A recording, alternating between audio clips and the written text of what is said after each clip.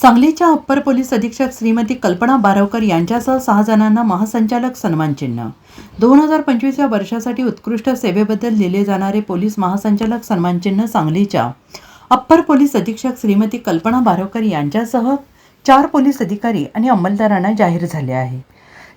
राज्य गुन्हे विभागाचे मारूफ हुसेन, चमन शेख, नागरिक हक्क संरक्षण विभागाच्या भावना सोतगुंडे यांनाही पदक जाहीर झाले आहे।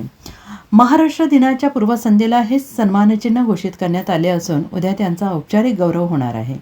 बारवकर यांनी सेवेत सलग 15 वर्ष उत्तम रेकॉर्ड ठेवल्याबद्दल त्यांना हे सन्मानचिन्ह जाहीर झाले आहे।